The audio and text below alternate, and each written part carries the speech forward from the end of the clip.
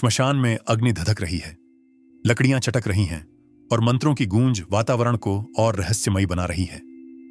परिवारजन आंसुओं से भरे खड़े हैं, लेकिन इसी बीच पंडित एक लंबी बांस की लकड़ी उठाता है और शव की खोपड़ी पर 3 बार प्रहार करता है। हर प्रहार के साथ गूंजती है एक कड़क आवाज, टुक टुक टुक। यह दृश्य देखने वाला हर व्यक्ति अंदर से सिहर उठता है, क्योंकि यह सिर्फ हड्डी टूटने की आवाज नहीं है, बल्कि इसके पीछे छुपा है आत्मा की मुक्ति का रहस्य। लेकिन क्या आपने कभी सोचा है, शव की खोपड़ी पर ही प्रहार क्यों किया जाता है? क्यों ठीक 3 बार ही डंडा मारा जाता है?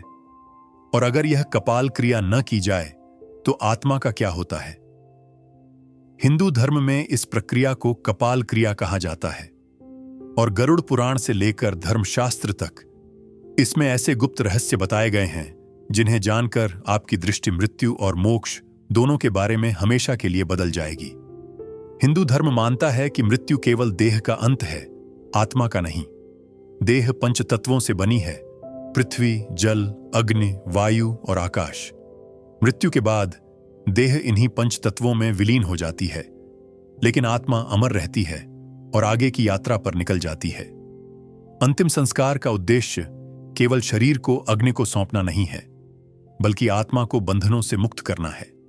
और इसी मुक्ति का सबसे निर्णायक चरण है कपाल क्रिया।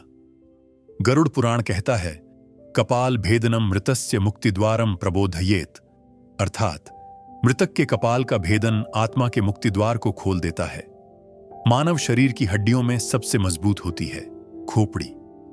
अग्नि जब पूरे शरीर को जलाती है तो बाकी अंग जल्दी भस्म हो जाते हैं, लेकिन खोपड़ी अक्सर लंबे समय तक जलती रहती है। अगर यह पूरी तरह न जले तो माना जाता है कि आत्मा का बंधन अधूरा रह जाता है।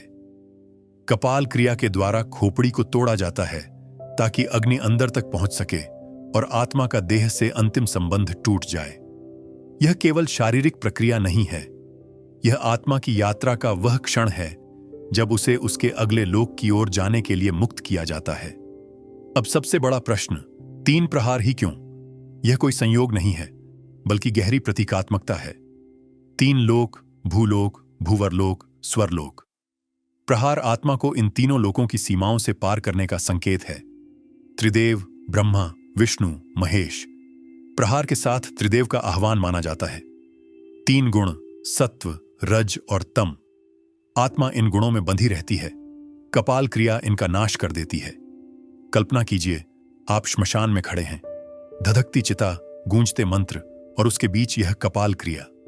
परिवारजन का दिल कांप उठता है, लेकिन यह प्रहार ही है जो आत्मा को आगे की यात्रा पर भेजता है। यह परंपरा केवल रीति रिवाज नहीं है, बल्कि अंतिम विदाई का वह क्षण है जब परिवार आत्मा से कहता है, अब तुम मुक्त हो, अब तुम्हें कोई बंधन नहीं रोक सकता। और यहीं से शुरू होती है कपाल क्रिया के गहरे रहस्यों की अगली परत। क्या होगा अगर यह क्रिया अधूरी रह जाए? आत्मा पर इसका क्या प्रभाव पड़ता है? गरुड़ पुराण कहता है कि कपाल क्रिया आत्मा की मुक्ति के लिए उतनी ही आवश्यक है जितना दाह संस्कार स्वयं, क्योंकि मृत्यु केवल शरीर की समाप्ति है, आत्मा की नहीं। आत्मा का अगला जन्म, अगला मार्ग और अगला लोक सब इसी क्षण के कर्मों पर निर्भर करते हैं। लेकिन अब प्रश्न है, अगर कपाल क्रिया अधूरी रह जाए या बिल्कुल न की जाए तो क्या होता है? शास्त्रों में कहा गया है कि अगर शव की खोपड़ी अग्नि से पूरी तरह भस्म न हो और कपाल क्रिया न की जाए तो आत्मा का देह से संबंध अधूरा रह जाता है। आत्मा को अपने अगले जन्म की ओर जाने के लिए जिस मार्ग की आवश्यकता है वह मार्ग बंद रह सकता है। गरुड़ पुराण प्रेतकल्प अध्याय में उल्लेख है, कपालम यत्र न भिद्येत तत्रात्मा गच्छति न क्वचित भ्राम्यते तू तदा देहि यावत कालम न भिद्यते। अर्थात जिस शव का कपाल न फोड़ा जाए उसकी आत्मा भटकती रहती है जब तक कि वह किसी प्रकार मुक्त न हो जाए। यही कारण है कि हिंदू धर्म में पंडित यह सुनिश्चित करता है कि कपाल क्रिया पूरी विधि से हो। गरुड़ पुराण एक और गहरा रहस्य बताता है, अगर खोपड़ी अधूरी जली रहे तो अगले जन्म में आत्मा का विकास भी अधूरा रह जाता है। इसका मतलब है कि नया जन्म अविकसित रूप में हो सकता है। यही कारण है कि कपाल क्रिया को आत्मा के पूर्ण विकास का द्वार माना गया है। यह प्रहार केवल शारीरिक प्रक्रिया नहीं, बल्कि आत्मा के अगले जन्म की पूर्णता की गारंटी है। अब यदि व्यावहारिक कारणों से देखें तो भी यह बिल्कुल तर्क संगत है। खोपड़ी मानव शरीर की सबसे मजबूत हड्डी है। जब तक वह पूरी तरह न टूटे, अग्नि भीतर तक नहीं पहुंचती। अंदर गैस और वायु बंद रह सकती है, जिससे शव अधजला रह जाए। इसीलिए बांस या लकड़ी से प्रहार करके यह सुनिश्चित किया जाता है कि अग्नि पूरे शरीर को भस्म कर दे और आत्मा मुक्त हो जाए। लोक कथाओं और परंपराओं में कई बार कहा गया है कि जिन मृतकों की कपाल क्रिया अधूरी रह जाती है, उनकी आत्मा प्रेत रूप में भटक सकती है। कहा जाता है कि ऐसे मृतकों की आत्माएं अपने प्रियजनों के आसपास मंडराती रहती हैं। बेचैनी और अधूरापन उन्हें चैन नहीं लेने देता। यही कारण है कि परिवारजन इस क्रिया को करते समय कांप उठते हैं, क्योंकि वे जानते हैं कि यह केवल एक लकड़ी का प्रहार नहीं, बल्कि आत्मा की मुक्ति की चाबी है। कपाल क्रिया में केवल खोपड़ी को तोड़ना ही उद्देश्य नहीं है। 3 बार प्रहार करने के पीछे गहरी प्रतीकात्मकता है। पहला प्रहार शरीर और आत्मा के अंतिम बंधन को तोड़ता है। दूसरा प्रहार आत्मा को 3 गुणों सत्व, रज और तम से मुक्त करता है। और तीसरा प्रहार आत्मा के लिए स्वर्ग या मोक्ष का मार्ग खोल देता है। हिंदू शास्त्र कहते हैं कि आत्मा शरीर से कई मार्गों से निकल सकती है, लेकिन सबसे श्रेष्ठ मार्ग है ब्रह्मरंध्र, यानी सिर का शीर्ष। यहीं स्थित है सहस्रार चक्र। इसे मोक्ष द्वार भी कहा जाता है। साधक और योगी आजीवन साधना करते हैं ताकि मृत्यु के समय आत्मा इसी द्वार से निकले। यदि आत्मा अन्य मार्गों से निकले तो उसे पुनर्जन्म के चक्र में पड़ना पड़ता है, लेकिन यदि आत्मा सहस्रार चक्र से निकले तो उसे ऊंचे लोक या मोक्ष प्राप्त होता है। कपाल क्रिया का उद्देश्य है सुनिश्चित करना कि आत्मा सहस्रार चक्र से ही निकले और ऊंचाई की ओर जाए। लोक मान्यता यह भी कहती है कि अगर कपाल क्रिया न की जाए तो तांत्रिक शक्तियां मृतक के कपाल का दुरुपयोग कर सकती हैं। यह धारणा भले ही आधुनिक समय में अविश्वसनीय लगे, लेकिन प्राचीन भारत में इसे अत्यंत गंभीरता से माना जाता था। इसीलिए कपाल क्रिया को मृतक की आत्मा की सुरक्षा का संस्कार भी कहा गया है। इसलिए मित्रों, कपाल क्रिया केवल एक परंपरा नहीं है, यह आत्मा की मुक्ति का द्वार है। यह अगले जन्म की पूर्णता का आधार है। यह अधूरी आत्माओं को भटकने से रोकने की गारंटी है। और यही कारण है कि हिंदू धर्म में अंतिम संस्कार के समय इस प्रक्रिया को सबसे अनिवार्य माना गया है। अब प्रश्न यह है, 3 संख्या का इतना महत्व क्यों है? 3 लोक, त्रिदेव और 3 गुणों का रहस्य आखिर क्या है? यहीं से खुलती है कपाल क्रिया के आध्यात्मिक आयामों की अगली परत। 3 प्रहार। यह केवल खोपड़ी पर की गई एक साधारण चोट नहीं है, यह ब्रह्मांडीय रहस्य का प्रतीक है। हर प्रहार आत्मा को एक बंधन से मुक्त करता है और हर आवाज श्मशान में गूंजते हुए यह घोषणा करती है कि अब आत्मा अगली यात्रा के लिए स्वतंत्र है। हिंदू शास्त्रों में ब्रह्मांड को 3 लोकों में विभाजित किया गया है। भूलोक, जहां हम रहते हैं, भूवरलोक, जहां सूक्ष्म शक्तियां और अदृश्य आत्माएं विचरण करती हैं, और स्वरलोक, जहां देवताओं का वास है। कपाल क्रिया के 3 प्रहार इन तीनों लोकों का प्रतीक हैं। माना जाता है कि आत्मा को इन तीनों लोकों की सीमाओं से पार करना होता है।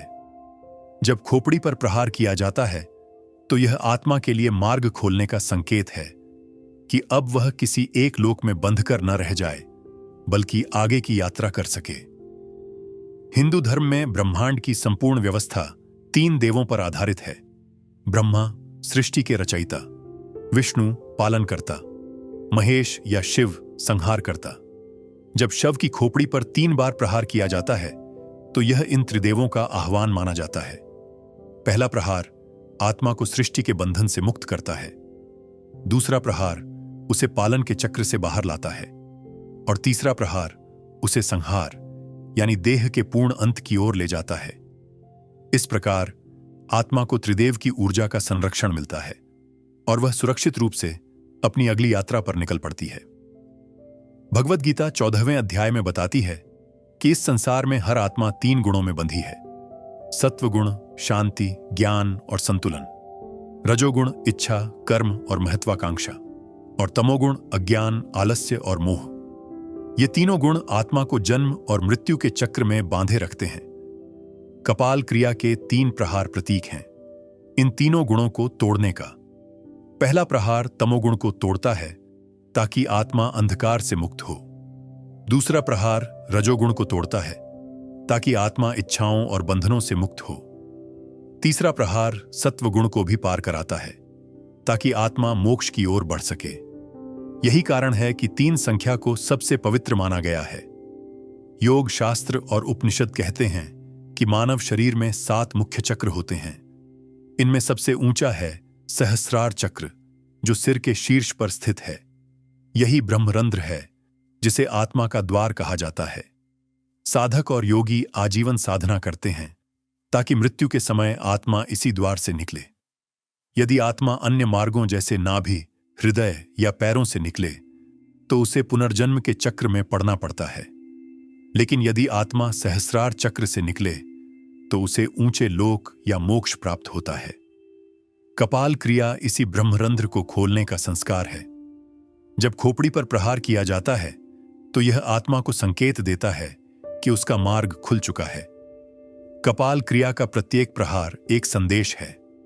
पहला प्रहार, अब तुम्हारा शरीर समाप्त हो चुका है। दूसरा प्रहार, अब तुम्हारे गुण और कर्म टूट चुके हैं।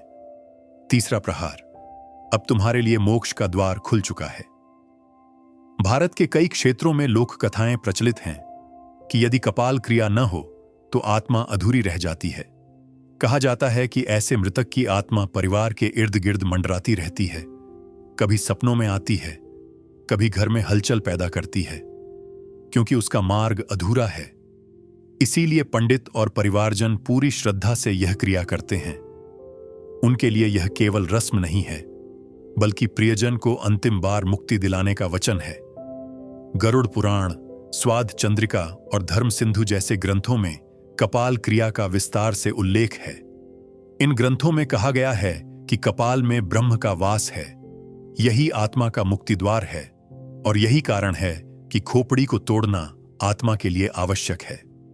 तो मित्रों, अब तक आप समझ चुके हैं कि कपाल क्रिया में 3 बार प्रहार केवल परंपरा नहीं है, यह आत्मा को 3 लोकों से मुक्त करता है। यह त्रिदेव का आह्वान करता है। यह आत्मा को 3 गुणों से आजाद करता है, और यह सहस्रार चक्र का द्वार खोलता है। इसलिए इसे आत्मा की मुक्ति का सबसे गूढ़ संस्कार कहा गया है। लेकिन अब सवाल उठता है, अगर यह क्रिया इतनी पवित्र है तो क्या इसके अधूरे रह जाने से आत्मा भटक सकती है? क्या तांत्रिक शक्तियां ऐसे कपाल का दुरुपयोग कर सकती हैं? यहीं से शुरू होता है कपाल क्रिया के रहस्य का और भी भयावह अध्याय। कपाल क्रिया केवल आत्मा की मुक्ति का संस्कार नहीं है, बल्कि यह आत्मा की सुरक्षा का संस्कार भी है। शास्त्रों में कहा गया है कि यदि यह क्रिया अधूरी रह जाए तो आत्मा भटक सकती है, और अगर यह बिल्कुल न की जाए तो आत्मा दुष्ट शक्तियों का शिकार भी बन सकती है। भारत के अनेक क्षेत्रों में लोक कथाएं प्रचलित हैं कि जिन शवों की कपाल क्रिया अधूरी रह गई, उनकी आत्माएं वर्षों तक भटकती रहीं। कभी वे परिवार के सदस्यों के सपनों में आकर पानी या अन्न मांगतीं, कभी घर में अजीब घटनाएं होतीं, दीपक अपने आप बुझ जाना, बर्तन खनकना या अचानक ठंडी हवा का बहना। माना जाता है कि ये सब संकेत होते हैं उस आत्मा के जो अधूरी मुक्ति के कारण बेचैन होकर इधर उधर भटक रही होती है। गरुड़ पुराण भी चेतावनी देता है, अकपालितम शवम तिष्ठेत आत्मा तस्य विमुच्यते न, अर्थात जिस शव की कपाल क्रिया न हो उसकी आत्मा कभी भी मुक्त नहीं हो पाती। लोक मान्यताओं में यह भी विश्वास किया जाता है कि अधूरी कपाल आत्मा को खतरे में डाल सकती है। कुछ तांत्रिक शक्तियां शव के कपाल का उपयोग अपनी सिद्धियों और प्रयोगों के लिए करती हैं। स्वाद चंद्रिका नामक ग्रंथ में उल्लेख है कि मस्तिष्क में ब्रह्म का वास माना गया है। अगर शव की खोपड़ी अधूरी रह जाए तो उसकी शक्ति अधूरी रह सकती है, और यही शक्ति तांत्रिकों के हाथों में पड़ सकती है। इसी कारण प्राचीन काल में पंडित यह सुनिश्चित करते थे कि कपाल क्रिया पूरी विधि विधान से हो। यह न केवल आत्मा की मुक्ति के लिए बल्कि उसकी सुरक्षा के लिए भी आवश्यक थी। लोक कथाएं बताती हैं कि एक गांव में एक व्यक्ति की मृत्यु हुई। परिवार ने जल्दबाजी में उसका दाह संस्कार कर दिया, लेकिन कपाल क्रिया नहीं की। कुछ दिनों बाद परिवार के लोगों ने अजीब अनुभव करने शुरू किए। रात को खिड़कियां अपने आप खुल जाना, मृतक की आवाज सुनाई देना और कभी-कभी घर के कोनों में उसकी परछाई दिखाई देना। जब पंडित को बुलाया गया तो उसने कहा, यह आत्मा अधूरी रह गई है, इसे कपाल क्रिया चाहिए। परिवार ने फिर से श्मशान जाकर विधि विधान से कपाल क्रिया करवाई, तभी जाकर शांति हुई। यह कथा केवल एक कहानी नहीं है, बल्कि इस विश्वास की प्रतीक है कि कपाल क्रिया अधूरी रह जाने पर आत्मा भटक सकती है। मान्यता है कि खोपड़ी में सहस्रार चक्र होता है, जो आत्मा का द्वार है। अगर यह द्वार बंद रह जाए तो आत्मा शरीर से पूर्ण रूप से निकल नहीं पाती। यही कारण है कि चिता की लपटों के बीच भी पंडित यह सुनिश्चित करता है कि लकड़ी से प्रहार करके यह द्वार खोला जाए। यानी कपाल क्रिया आत्मा के लिए अंतिम कुंजी है।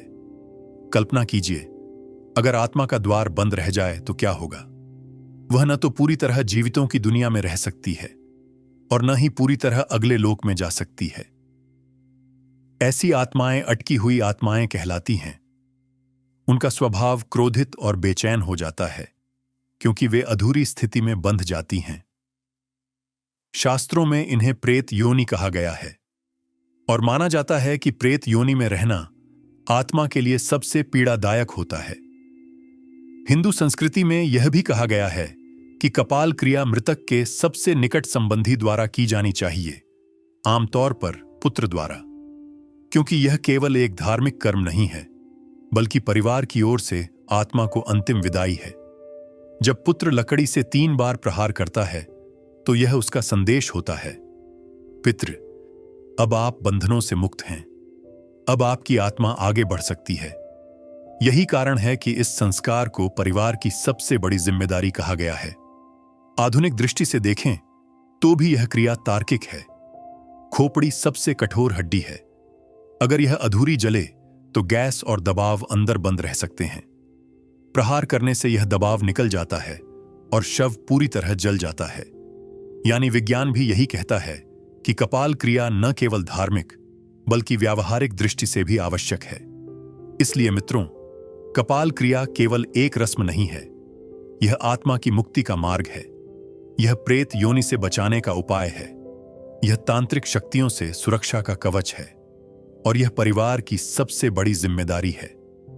लेकिन अब एक और बड़ा प्रश्न उठता है, कपाल क्रिया को शास्त्रों में इतना महत्व क्यों दिया गया और क्यों कहा गया कि यह आत्मा को मोक्ष तक ले जाने का द्वार है?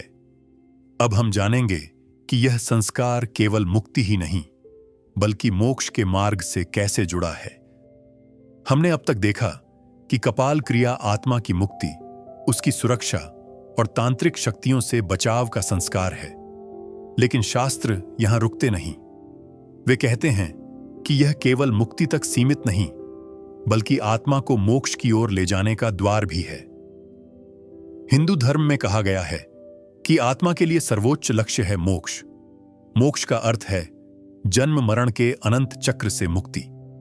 जब आत्मा शरीर छोड़ती है तो उसे या तो पुनर्जन्म मिलता है या स्वर्ग नरक के लोक मिलते हैं। लेकिन यदि आत्मा कपाल क्रिया के माध्यम से सहस्रार चक्र से बाहर निकलती है तो उसके लिए मोक्ष का मार्ग खुल जाता है। यही कारण है कि धर्मशास्त्रों में कपाल क्रिया को इतना पवित्र माना गया है।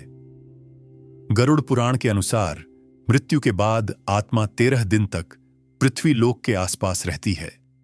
इस दौरान परिवार द्वारा किए गए सभी संस्कार, पिंडदान, तर्पण और विशेषकर कपाल क्रिया आत्मा को आगे बढ़ने की शक्ति देते हैं। यदि कपाल क्रिया पूरी श्रद्धा से की जाए तो आत्मा अपने देह और इच्छाओं से मुक्त होकर नए लोक की ओर बढ़ जाती है। यह वह क्षण होता है जब आत्मा के लिए पुनर्जन्म का बंधन हल्का हो जाता है और मोक्ष की संभावना बढ़ जाती है। अब आप समझ सकते हैं कि 3 बार प्रहार केवल मुक्ति ही नहीं बल्कि मोक्ष का संकेत भी है। पहला प्रहार आत्मा को भौतिक देह से मुक्त करता है। दूसरा प्रहार आत्मा को गुण और बंधनों से मुक्त करता है, और तीसरा प्रहार आत्मा को मोक्ष के मार्ग पर आगे बढ़ाता है। यही कारण है कि इस प्रक्रिया को मोक्ष द्वार खोलने का संस्कार कहा गया है। कपाल क्रिया केवल मृतक की आत्मा के लिए ही नहीं, बल्कि जीवित परिवार के लिए भी एक संदेश है। जब पुत्र या निकट संबंधी यह प्रहार करता है, तो यह उसकी ओर से आत्मा को अंतिम विदाई है। यह एक भावनात्मक घोषणा है, अब हम आपको जाने दे रहे हैं, अब आप मुक्त हैं, अब आपकी आत्मा नई यात्रा शुरू कर सकती है। यह क्षण इतना गहरा होता है कि परिवारजन रोते हुए भी यह संस्कार करते हैं, क्योंकि वे जानते हैं कि यह प्रियजन के लिए सबसे बड़ी सहायता है। आज के युग में लोग पूछते हैं, क्या यह सब केवल परंपरा है? लेकिन जब हम देखते हैं कि खोपड़ी वास्तव में सबसे मजबूत हड्डी है और प्रहार से उसका अंदरूनी दबाव टूटकर शरीर पूरी तरह जलता है, तो हमें समझ आता है कि यह केवल धार्मिक प्रक्रिया नहीं, बल्कि वैज्ञानिक दृष्टि से भी आवश्यक है। और जब इसे शास्त्रीय दृष्टि से देखते हैं, तो यह आत्मा की यात्रा का द्वार खोलती है। यानी कपाल क्रिया धर्म, आध्यात्म और विज्ञान तीनों का संगम है। तो मित्रों, कपाल क्रिया एक साधारण रस्म नहीं है। यह आत्मा को भटकने से बचाती है, यह तांत्रिक शक्तियों से रक्षा करती है, यह आत्मा को पुनर्जन्म के बंधनों से मुक्त करती है, और सबसे महत्वपूर्ण, यह आत्मा को मोक्ष के मार्ग पर ले जाती है। इसीलिए इसे हिंदू धर्म के अंतिम संस्कार का सबसे अनिवार्य और पवित्र संस्कार माना गया है। तो मित्रों, अब आप समझ गए होंगे कि श्मशान में चिता जलते समय शव के सिर पर 3 बार डंडा क्यों मारा जाता है। यह केवल हड्डी तोड़ने की क्रिया नहीं है, बल्कि आत्मा को मुक्ति और मोक्ष देने का गुप्त द्वार है। अब प्रश्न आपसे है, क्या आपको लगता है कि मृत्यु के बाद आत्मा सचमुच इन संस्कारों से मुक्त होती है, या यह केवल विश्वास की शक्ति है? हमें नीचे कमेंट में जरूर बताइए। अगर यह ज्ञान आपको गहरा और उपयोगी लगा हो, तो इस वीडियो को लाइक और शेयर जरूर करें, ताकि और लोग भी हिंदू धर्म के इन गुप्त रहस्यों को समझ सकें। और अगर आप गरुड़ पुराण, मृत्यु के बाद की आत्मा की यात्रा और हिंदू धर्म के रहस्यमय संस्कारों के बारे में और जानना चाहते हैं, तो चैनल को अभी सब्सक्राइब करें। याद रखिए, जीवन का अंत केवल देह का है, आत्मा का नहीं। और कपाल क्रिया आत्मा को उसकी अंतिम मंजिल की ओर बढ़ाने का संस्कार है।